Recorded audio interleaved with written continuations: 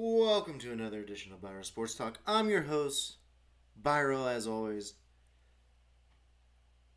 Welcome to the Tides of March. We're almost to March when the madness starts. And I love it. I love it. I love it. So, some news breaking today. The Ivy League won't be playing spring sports like originally thought.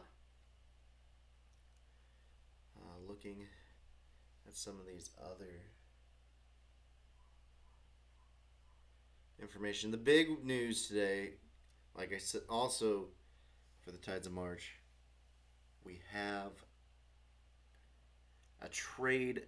Carson Wentz has been traded to the Colts for 2 draft picks, which is a lot less than what they were asking for, especially since this year's pick is a third round third round pick, and next year is a second round pick that could turn into a first rounder.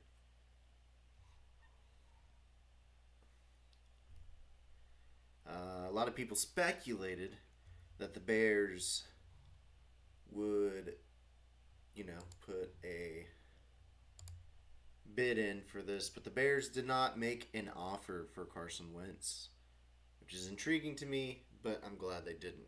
Wentz is not necessarily someone I would have wanted in Chicago. He's a good player, but not who I would want in Chicago. This is less than 3 weeks after the Rams traded Jared Goff, leaving the first and second round pick of that draft both traded from their original teams. Picks from 2009 to 2016, I believe, have all moved on from their original teams for first round picks, quarterbacks,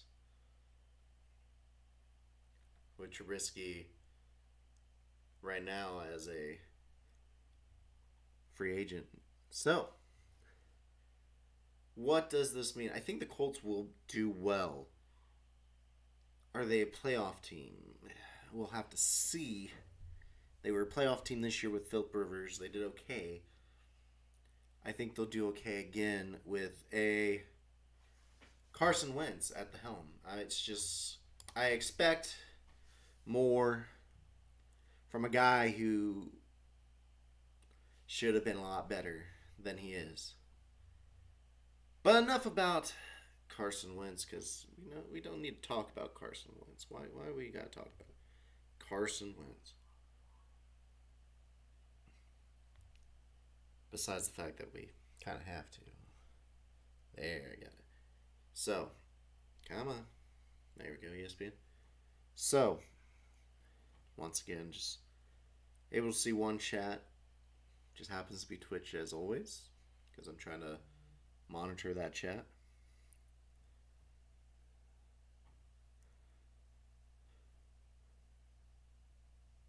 So, the world of sports currently. Let's start with NCAA basketball, because who doesn't like NCAA basketball? I know there's a certain crowd that doesn't care for basketball, but let's go into it. It's a weird year. Let's start with what it is. It's a weird year. What does this mean?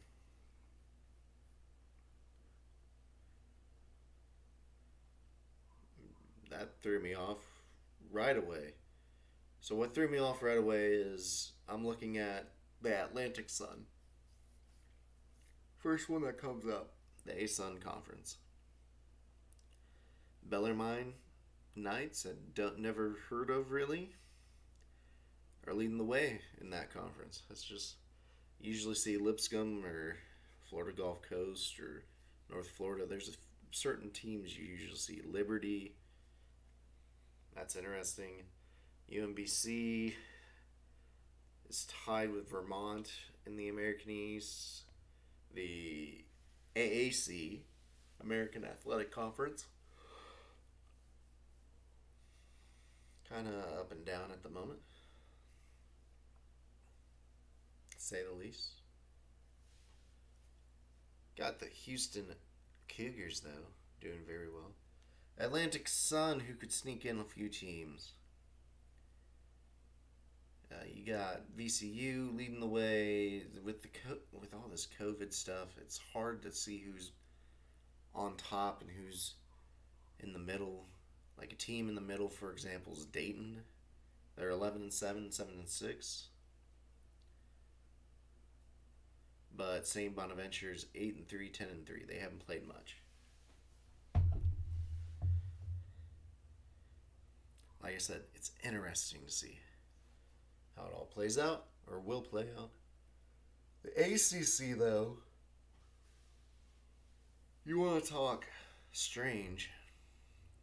Duke is 7-6, 9-8. Last year, North Carolina was in the same boat, but this year, North Carolina is still 7-5, 13-7 overall. We're not seeing the Blue Bloods be Blue Bloods this year. I mean, North Carolina has a chance to make it, but they're still on the outskirts, according to some. The Big 12, Baylor's your number 2. You got Oklahoma at 9, Kansas at 23, Texas, West Virginia, Texas Tech 12, 13, 15, respectively. Strong showing.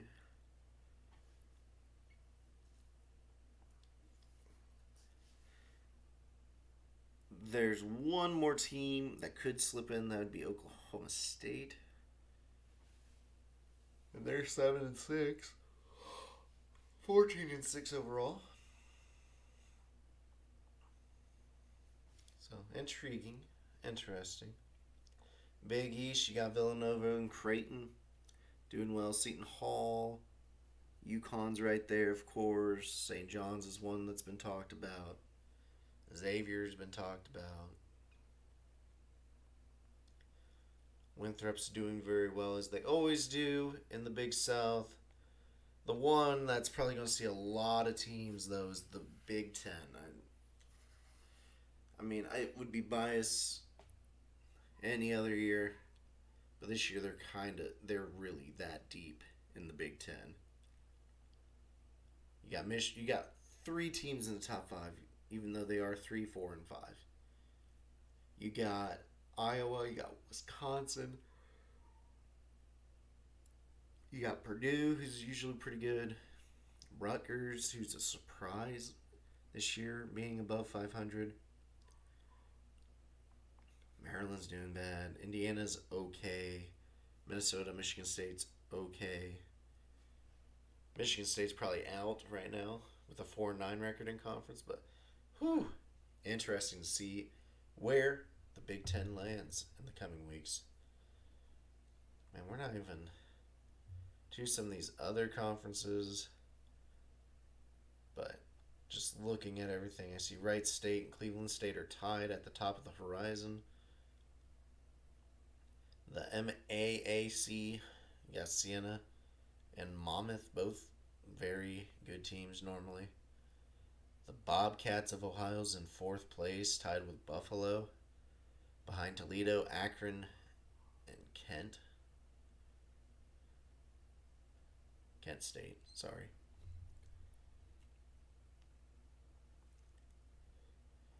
Just going through, Drake's an interesting case still. I think they'll make the tournament somehow. Loyola Chicago's number 22. Again, it's all very interesting looking at these teams doing so good.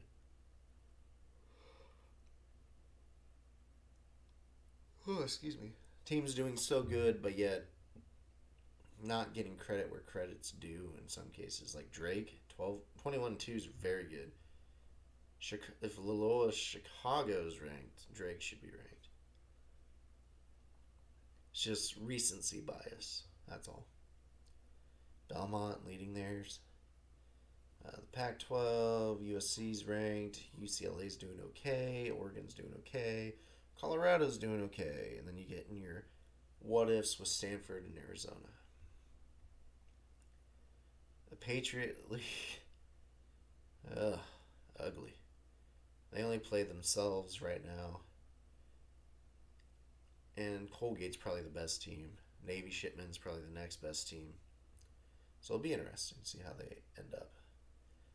SEC's got some good teams, of course. Kentucky's not one of them though. Kentucky's 7-13 right now. Alabama, Arkansas, Tennessee, LSU. We'll throw Florida and Missouri in there. Georgia's okay. Interesting, of course. But moving along, seeing what other teams are out there that maybe you haven't heard of that you need to hear about before March Madness. Still looking. Of course, Gonzaga is going to be there. Here's some interesting facts for the WCC. Pepperdine will be an interesting one to watch, seeing if they move on to the tournament. St. Mary's is doing terrible. Oh, excuse me. Excuse me again. And of course, the WAC Grand Canyon Antelopes, number 1, UT Rio Grande, number 2. Obviously, a lot of COVID mishaps there. So on and so forth. So, there's a lot of teams out there in college basketball. We talk about the ones that are ranked all the time. The fact that Ohio State's so high right now is still a surprise. Last year should have been a year where they were like this, except they just couldn't get it done. But this year, they have the talent. It's going to be interesting seeing the Buckeyes and Michigan play this Sunday. But looking, there we go. So, but looking forward to what happens in March. For Ohio, boys basketball tournament starts next week. Girls basketball already started this week. So the OHSAA is already started their games.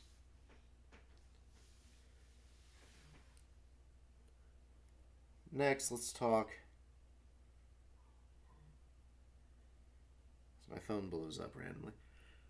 Let's talk NBA. NBA, they say LeBron's best chance to win MVP in a long time is this year.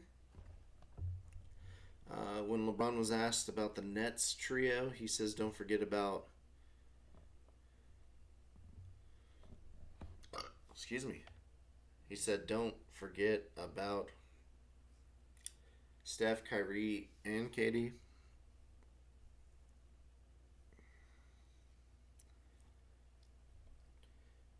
But the NBA's been hit with their own struggles. They're going to have the All-Star game after all. They're going to have the dunk contest at halftime. It's interesting, but... oh, sorry. Let's start with the obvious. So we're going to go in the East first. You have the 76ers first, Nets second, Bucks third.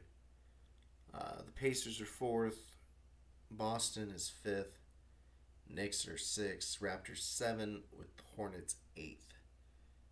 And right behind the Hornets are the Bulls and the Hawks, and the Heat and the Magic. Then you get your Wizards, your Cavaliers, and your Pistons just dwindling at the bottom of the conference. I mean, the biggest surprise is the Hornets being in that 8th spot. LaMelo's been pretty much leading all conversations for the Rookie of the Year convo. We'll see where that leads for him. I do think he's the leading candidate, and it will be interesting to see where he goes moving forward. In the West, where there's a lot of teams that are doing better than the East. Utah Jazz are first with a 24-5 record. They've won 20 of their last 21. The Lakers are second with 22-7. The Clippers are third, 21-9. Then you got your Trailblazers at 4, Suns at 5, Spurs at 6.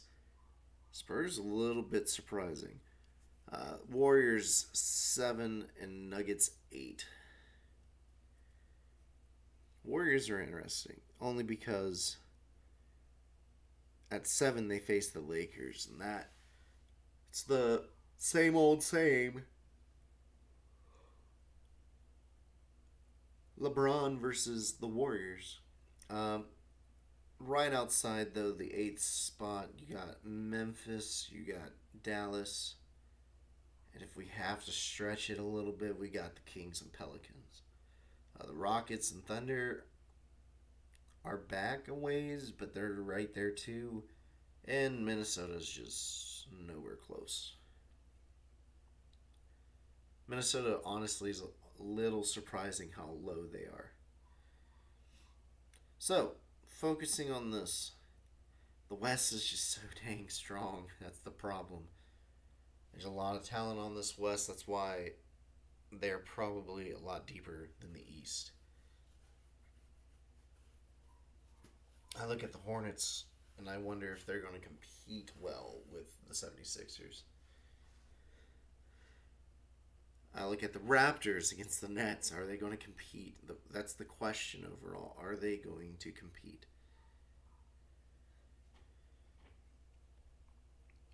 There's still a lot of basketball left. We'll see how everyone finishes. But as for the NBA, there's been a lot of talk about this All-Star game. They really, really want to do it. The fact that they are trying to do it bothers some players.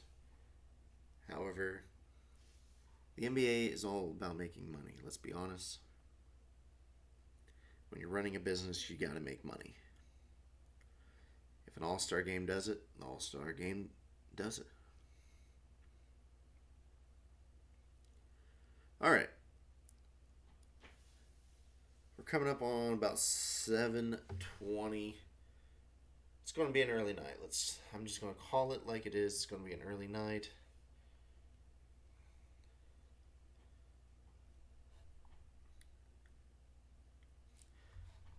Real quick while we're stopped though, because you got to look down here. You can follow us on Twitter, YouTube, Facebook, and Twitch. Whatever you're watching us on, give us a subscribe. Share us with your friends. Let us grow naturally. Who knows, if Twitch becomes consistent with enough viewers, maybe we'll get some more gaming content. I know it's been a while for the gaming content. I would love to get it going.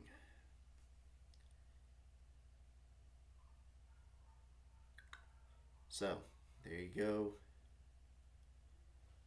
Ooh, this looks like something to talk about while we're waiting or trying to find our next topic. So the NFL, just switch it back to the NFL. They're looking at position-specific helmets. I find this interesting.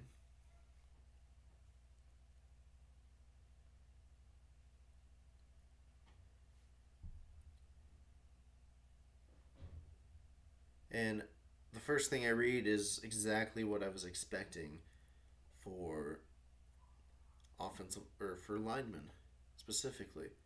So these helmets by Vici's has added support right here because when you lean in helmet to helmet right away, which is what offensive and defensive linemen do a lot. I mean, it's not the goal to do that a lot because concussions and everything, but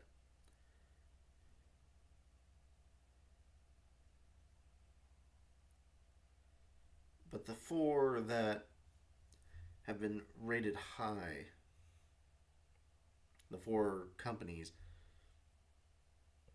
You have Vici's, Riddell, Zenith, and Shut. The highest rated helmet, of course, is the Riddell Speedflex Precision Diamond. Yes, the Precision Diamond.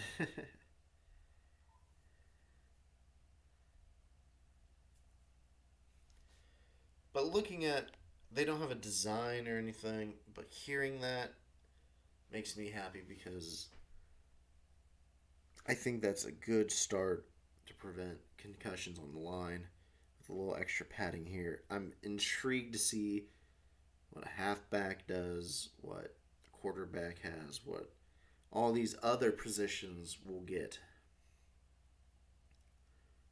So, it's a little past 7:21. I know my length says 26 minutes, which, setting up the shares for this video, here we are. So thank you for tuning in. If you're watching this after the fact, thank you for watching. However, I will see all of you next Thursday, 7 p.m. As always, thank you and have a wonderful night.